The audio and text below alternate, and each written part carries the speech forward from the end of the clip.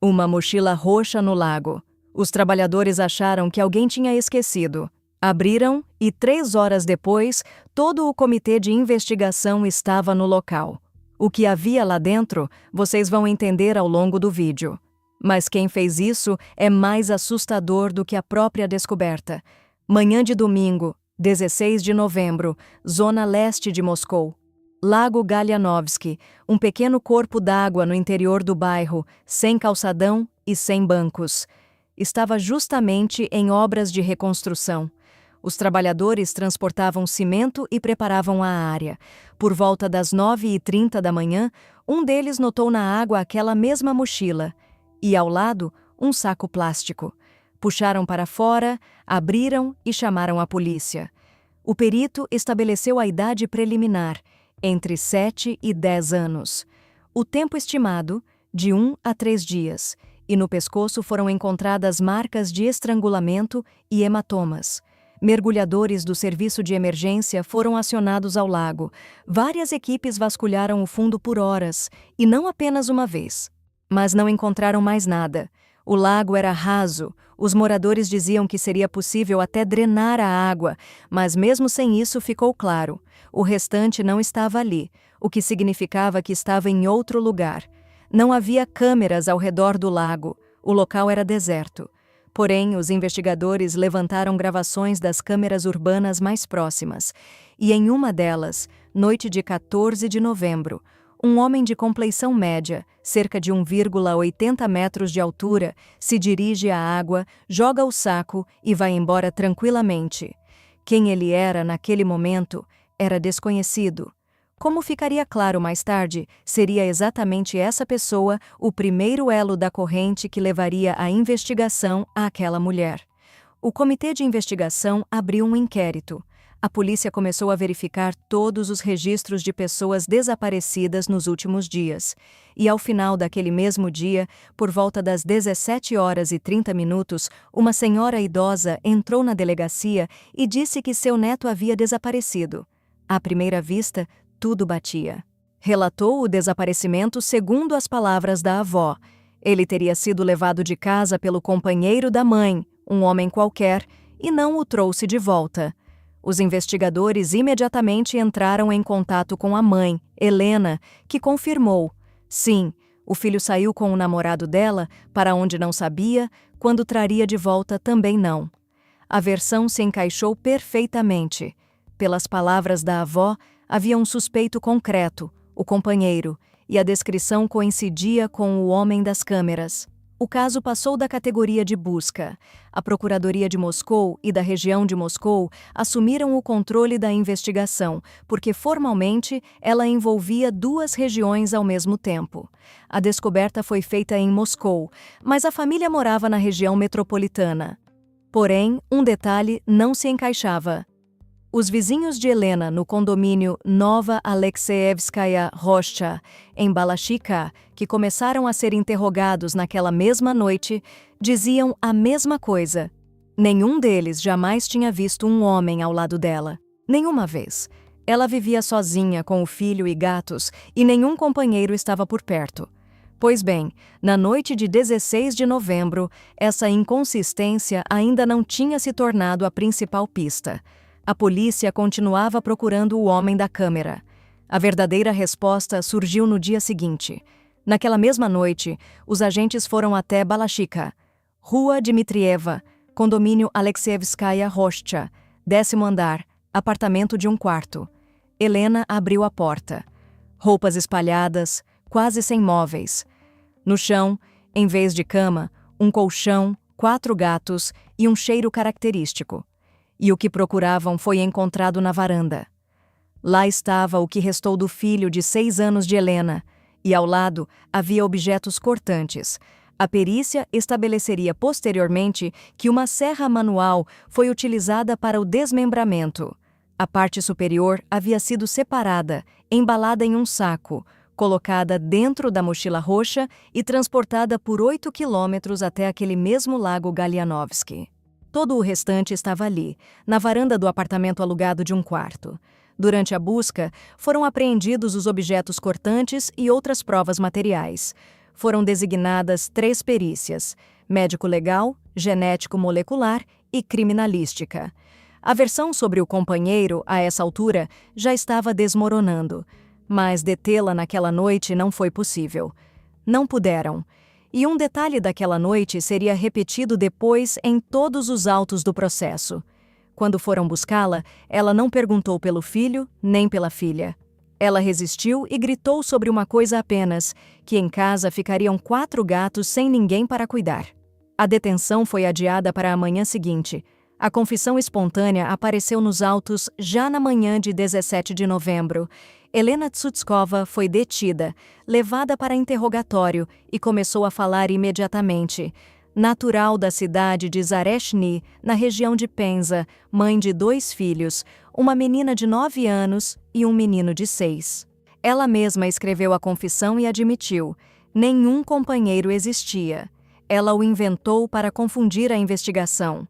Ela mesma causou ao filho múltiplos ferimentos, ela mesma fez tudo e ela mesma levou a mochila ao lago. E então, os investigadores fizeram a pergunta principal: por quê? Helena não conseguiu responder. Não se recusou, simplesmente não conseguiu explicar o que a levou a isso. Ela não estava em condições, e a investigação registrou: motivo não estabelecido. A Diretoria de Investigação do Comitê de Investigação da Região de Moscou abriu processo com base na alínea B da parte 2, pelo fato de a vítima se encontrar reconhecidamente em estado de desamparo. A sede central do Comitê de Investigação assumiu o controle do caso. Foi designada uma perícia psiquiátrico-psicológica para estabelecer se Helena compreendia o que estava fazendo. Se for declarada inimputável, não haverá pena de prisão, mas internação compulsória. Porém, naquela mesma noite, a situação mudou. Cynthia, um advogado, a visitou e, após conversar com ele, ela se retratou de todos os depoimentos, invocando o artigo 51 da Constituição, o direito de não testemunhar contra si mesma. De manhã, confissão total; à noite, retratação total. O que aconteceu entre esses 2 momentos ficou a portas fechadas. Restaram os depoimentos dos vizinhos. Helena foi enviada para o Centro de Detenção Provisória. E como ficaria claro depois, a pergunta principal neste caso não seria quem, mas sim por quê. Até aquele momento, toda a atenção da investigação estava concentrada nos eventos de uma única noite. Mas, para compreendê-los, seria preciso voltar no tempo. Antes de Moscou, Helena vivia em uma pequena cidade fechada, satélite de uma empresa de defesa. Em 2013, ela veio para a capital. Ingressou na Universidade Estatal de Humanidades de Moscou, que leva o nome de Sholokov, para se formar em pedagogia. Cursou 2 períodos, abandonou e ficou. Aqui ela conheceu Alexander Mititsin. Juntos, viveriam cerca de 10 anos, sem nunca oficializar a união. Nasceram 2 filhos, primeiro a menina, depois o menino, Miroslav. A biografia de Mititsin também não era simples. Segundo dados do Tribunal de Kirzar, na região de Vladimir, ele tinha 2 condenações anteriores, uma tentativa de furtar um scooter. Separadamente, furtou uma bicicleta em estado de embriaguez. Resultado: 8 meses em colônia de regime semiaberto. Segundo algumas fontes, houve também envolvimento com porte ilegal de armas. Ele tinha dívidas de pelo menos 76 mil rublos em mandados de execução. Nos últimos anos, Helena trabalhou como entregadora, depois em redes de lojas, e nunca ficava em lugar nenhum por muito tempo. A vida seguia de modo regular, mas em marcha lenta, sem carreira, sem apoio. E aqui, vista de fora, era uma família jovem comum. Não das mais estáveis, mas também não uma catástrofe. Milhares assim por toda a região metropolitana de Moscou, e nenhum dos conhecidos poderia ter imaginado como tudo isso terminaria. Mas dentro dessa família já se acumulava algo que de fora não era visível. Miroslav nasceu com hidrocefalia, acúmulo excessivo de líquido no cérebro. Ele não conseguia andar, não falava e se locomovia apenas em cadeira de rodas. Dependência total da mãe a cada minuto. Alimentar, trocar de roupa, mudar de posição, levar para passear. Sem pausa, sem folgas, sem possibilidade de deixá-lo sozinho nem por uma hora. Uma conhecida da família, Anastácia, que depois ajudou Helena com o apartamento, lembrava dele assim: um menino bom, carinhoso, estendia a mãozinha para a mãe, olhava para ela. Era apegado a ela como são apegadas aquelas pessoas para quem outro ser humano no mundo simplesmente não existe. E exatamente esse fato, depois, se tornaria a base da acusação. O artigo pelo qual o caso foi aberto indica diretamente o estado de desamparo da vítima. Helena tinha ainda uma filha. Naquela época, ela estava prestes a completar 10 anos. Estudava no 2º ano em uma das escolas de Bala Chica, mas não morava com a mãe. Após a separação dos pais, ficou com o pai. A avó, por parte de Mititsin, contou depois que a neta reclamava da mãe. Dizia que ela batia nela. Miroslav ficou com Helena. Ele não tinha escolha. Verão de 2025. Helena deixa Mititsin e, segundo as fontes, a iniciativa foi dela. Miroslav permanece com a mãe. Helena respondeu a um anúncio de aluguel de apartamento. Um quarto, 38 mil rublos por mês. Ao se mudar, disse que moraria com 2 filhos, gatos e uma amiga. Foi assim que Anastácia conheceu Helena. A primeira impressão foi normal. Se comportava de forma adequada e não havia nada que fizesse soar um alarme. Apenas uma jovem mãe procurando moradia após uma separação. O pai, segundo ele mesmo, continuava ajudando e tentava visitar o filho, mas Helena cada vez mais não atendia os telefonemas. Uma vez, Mititsin foi até a casa dela e ela não abriu a porta. A avó contava que Helena se comportava de forma inadequada e que o contato com ela se tornava cada vez mais difícil. E nesse ponto, a situação era a seguinte: sozinha em um apartamento de um quarto com um filho gravemente doente que exigia atenção 24 horas por dia. A ligação com o pai se rompia, ajuda externa não existia. Mas, ao mesmo tempo, Helena pagava o aluguel em dia, nenhum atraso, pontualmente todo mês, como se fosse exatamente isso que ela sustentava por último: as paredes, o endereço, a aparência de uma vida normal. Anastácia lembrava depois: tudo mudou no final do verão. No outono, Anastácia começou a passar com mais frequência, verificando o apartamento a pedido dos proprietários, e a cada vez o cenário era mais ou menos o mesmo. A geladeira vazia, no fogão uma frigideira com almôndegas feitas sabe-se lá do quê. As caixas de areia dos 4 gatos não eram limpas, e o cheiro se espalhava por todo o apartamento. Ao mesmo tempo, Miroslav estava limpo e não parecia faminto. Helena cuidava dele, dava banho, trocava de roupa, alimentava, mas tudo o mais ao redor dela desmoronava. Paralelamente a isso, havia outra coisa acontecendo.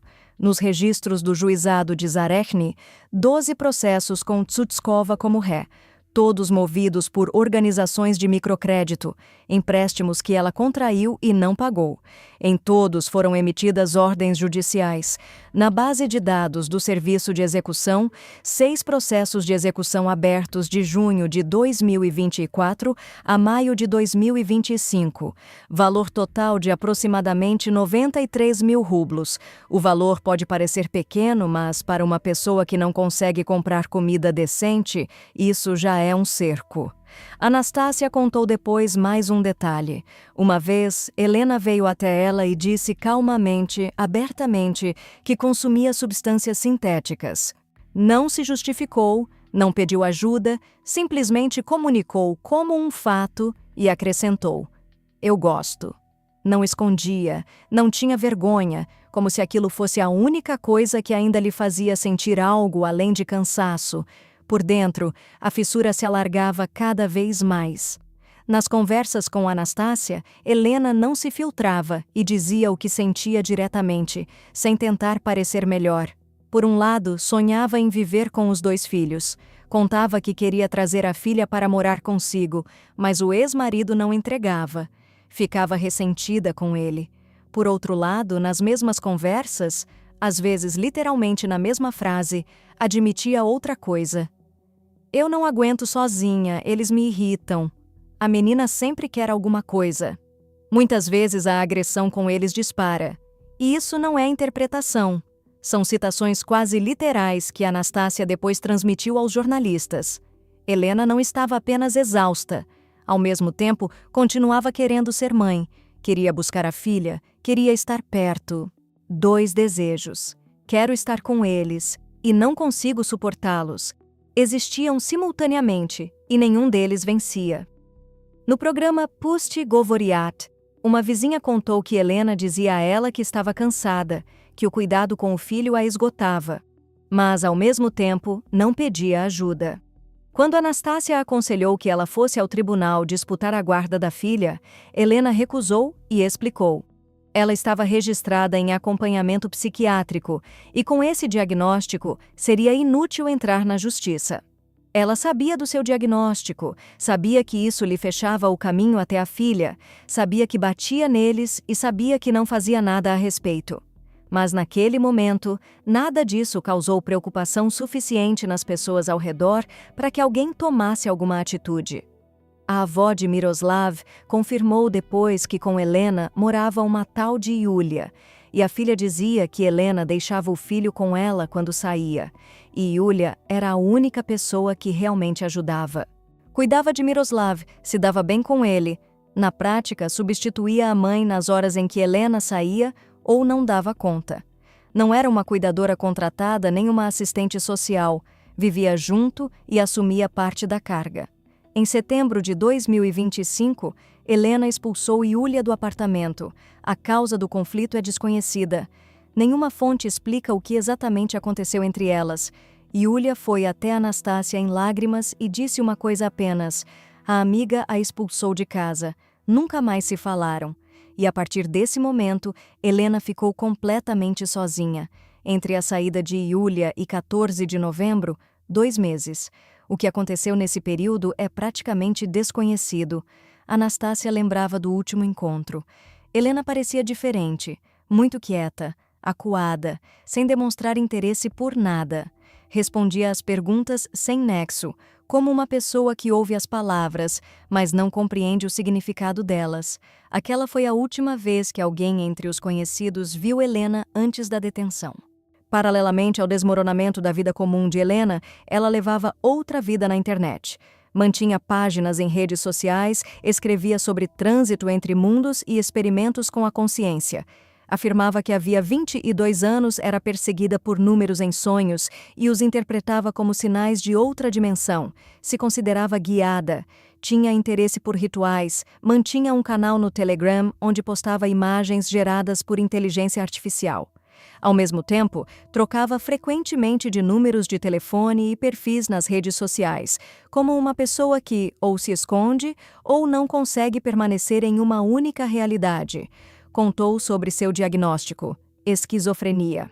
Helena não falava diretamente, mas mencionava que no passado houve uma situação desagradável e que a colocaram em acompanhamento. Já sobre magia, falava abertamente e com gosto. E vista de fora, parece mais uma versão: esoterismo, rituais, outros mundos. Talvez tenha sido uma ação ritualística, uma pista falsa que por um segundo parece plausível. Mas por trás disso há outra coisa. A fronteira entre o fascínio pela magia e o delírio se apagou muito antes de novembro. O trânsito entre mundos não é uma metáfora, não é um jogo e não é uma subcultura. Para uma pessoa com esquizofrenia paranoide, isso pode ser literalmente uma vivência, onde vozes, imagens e sinais fazem parte do quadro clínico e não de um hobby exótico. O psiquiatra Vasily Shurov, comentando o caso para o News.ru, disse diretamente: Helena pirou na temática mágica. Mas o mais preciso seria o inverso. A temática mágica se tornou a linguagem pela qual sua doença se expressava. Esquizofrenia paranoide não é tudo. No prontuário médico constavam vários diagnósticos ao mesmo tempo: transtorno bipolar, epilepsia, depressão.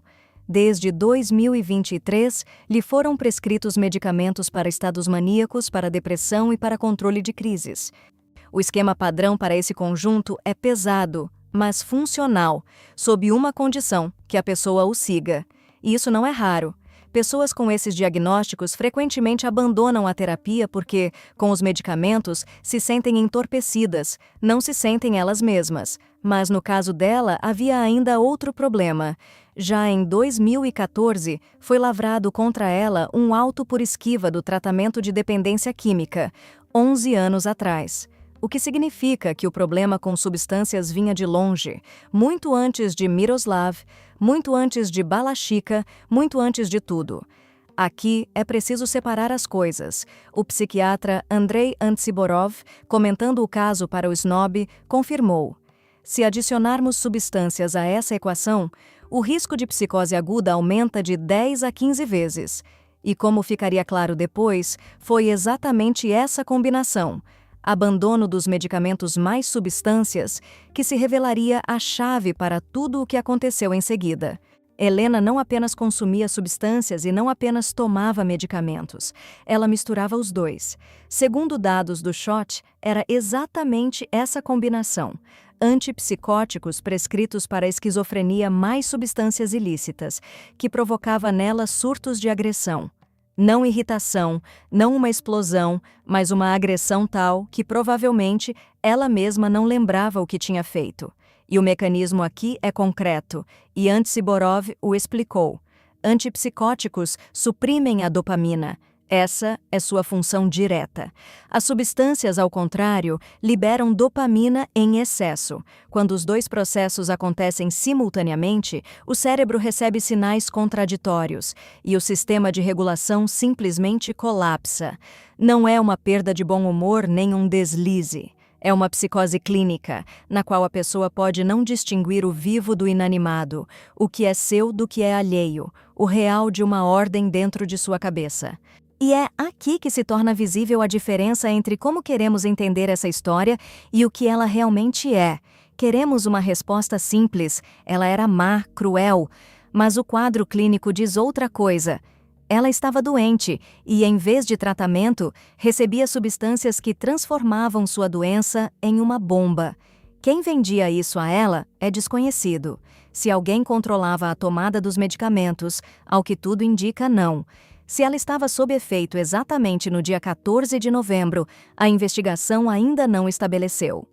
Mas a combinação em si existia havia muito tempo, e aqueles que estavam por perto viam isso. Desde o início de setembro de 2025, a ambulância foi chamada diversas vezes para Helena. A causa registrada nos chamados: comportamento inadequado.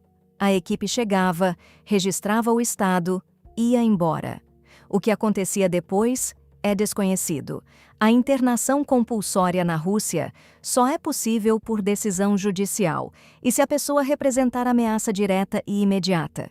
E, muito provavelmente, a cada vez faltavam os fundamentos formais. Os vizinhos do apartamento anterior contavam todos a mesma coisa. Frequentemente viam Helena em estado inadequado e do apartamento se ouviam gritos. Um vizinho chamado Dmitri dizia diretamente: ouvia gritos regularmente e especificava: quem gritava definitivamente não era um adulto. Na nova moradia, na rua Dmitrieva, o cenário não mudou. 3 dias antes de 14 de novembro, por volta das 23 horas, uma vizinha ouviu Helena gritando algo desesperadamente pela janela, e às 4h30 da madrugada, os gritos recomeçaram, desta vez de dentro do apartamento. E eis o que resulta disso. Chamadas de ambulância existiram, gritos foram ouvidos. No endereço anterior, os vizinhos viram marcas em ambos, hematomas, cicatrizes. A deputada da Duma estatal, Nina Astanina, quando o caso se tornou público, declarou que a responsabilidade deveria recair sobre o psiquiatra que acompanhava Tsutskova. Pois bem, a questão se revelou mais complexa do que um único médico culpado, porque o médico é apenas um elo, e elos havia muitos. 12 de novembro de 2025, 4 dias antes de os trabalhadores retirarem a mochila do lago, aconteceu outro caso em Moscou. Uma mulher de 37 anos chamada Ksenia feriu seu filho de 6 anos com um martelo, após o que tentou pôr fim à própria vida. A notícia se espalhou rapidamente pelas redes sociais, chegou aos canais do Telegram e aos feeds de notícias. E, segundo a versão do Shot, Helena pode ter visto essa publicação. E para uma pessoa no estado em que ela se encontrava, com delírio ativo, com vozes, com trânsito entre mundos, a notícia alheia poderia funcionar não como informação, mas como um sinal. Em psiquiatria, isso se chama delírio induzido, quando a ideia obsessiva de uma pessoa se transmite a outra que já se encontra em estado vulnerável. Não é imitação nem cópia, mas a percepção da ação alheia como confirmação das próprias vozes. A coincidência é assustadora. A mesma Moscou, a mesma idade, 6 anos, o mesmo novembro. Provar a ligação entre os dois casos é impossível. A investigação nem afirma isso, mas descartar a coincidência também não dá, especialmente considerando tudo o que, àquela altura, já havia convergido: doença sem tratamento, substâncias sobre os medicamentos, isolamento total, 2 meses a sós com aquele de quem ela não dava conta. Pois bem, se tudo isso era um barril de pólvora, então a notícia de 12 de novembro pode ter sido o fósforo, ou pode não ter sido, e isso muito provavelmente nunca saberemos. Mas 2 dias depois, Helena pegou um objeto cortante. Segundo os dados da acusação, em 14 de novembro, Helena Tsutskova, estando no apartamento em Balashikha, pegou uma faca doméstica e causou a Miroslav múltiplos ferimentos penetrantes na região do tórax, abdômen, membros superiores e inferiores. Ele não podia andar, não podia falar, não podia se proteger com as mãos, se arrastar ou chamar alguém. Ele só podia olhar para ela do mesmo jeito que sempre olhava quando estendia a mão em sua direção. Depois disso, ela utilizou uma serra, provavelmente para desviar a investigação por uma pista falsa. Segundo dados do BASA, depois disso, Helena tentou pôr fim à própria vida, e em seu corpo foram encontrados posteriormente cortes recentes. Mas ela parou, e aqui está o detalhe que depois seria repetido por todas as fontes. Ela não parou por causa da filha, nem por medo, nem por arrependimento. Ela ficou com medo de que sem ela ninguém alimentaria os 4 gatos. Os gatos, a única coisa que a manteve deste lado. Não o filho, que àquela altura já não estava mais ali. Nem a filha, que morava com o pai. Os gatos. E isso não é crueldade nem cinismo.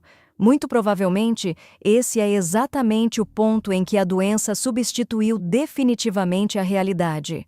Onde a conexão com as pessoas já não existia mais, mas a conexão com os animais ainda se mantinha, como o último fio que não se queimou. Até a manhã de 16 de novembro, quando os trabalhadores retiraram a mochila da água, restavam 2 dias. Helena os passou no apartamento, com o que restara na varanda, com os gatos, sozinha. Após a detenção de Helena, o Comitê de Investigação abriu um processo separado por negligência de funcionários dos órgãos de tutela. Segundo a versão da investigação, eles deveriam ter destituído Tsutskova do poder familiar. Havia os registros, a dependência química, mas a tutela não agiu. E a pergunta é, por quê? A resposta não estava na má vontade de alguém, mas na estrutura do próprio sistema. Por lei, as instituições médicas não são obrigadas a comunicar aos órgãos de tutela o diagnóstico de um paciente. Sigilo médico. O médico vê que uma mulher com esquizofrenia paranoide cria sozinha um filho gravemente doente e se cala porque é obrigado a se calar. A polícia também sabia. As chamadas de ambulância aconteciam. Os vizinhos reclamavam, os gritos eram registrados, mas a cada vez não se encontrava motivo formal, ou não se procurava. A tutela não sabia por que ninguém a informou. Cada elo funcionava segundo suas próprias regras. O médico guardava o sigilo. A polícia esperava fundamentos formais. A tutela não recebia o sinal. Os vizinhos não consideravam que aquilo fosse problema deles. O pai não insistiu o suficiente. E nenhum desses elos por si só parece monstruoso, mas juntos formaram um corredor pelo qual aquilo que aconteceu em 14 de novembro caminhou sem uma única chance de desvio. O tribunal de Balashikha enviou Helena ao centro de detenção provisória. Ela enfrenta até 20 anos de pena. Prisão perpétua para mulheres na Rússia não é aplicada. O jurista Kaminsky acredita que muito provavelmente ela será considerada imputável. Ela inventou o companheiro, transportou a mochila, prestou depoimentos falsos, ou seja, compreendia o que fazia.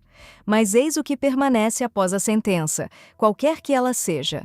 Helena Tsutskova é o último elo, e antes dela havia uma corrente na qual cada um sabia de algo e ninguém fez o suficiente. Quantos apartamentos como esse ainda existem, com gritos atrás da parede, com cheiro atrás da porta, com uma pessoa que ninguém verifica? Não há resposta para essa pergunta. E isso talvez seja o mais assustador. Queridos espectadores, hoje o pedido é simples. Sejam vigilantes. Prestem atenção ao ambiente ao seu redor. Se vocês gostaram deste vídeo, deixem o like e inscrevam-se no nosso canal. Até a próxima!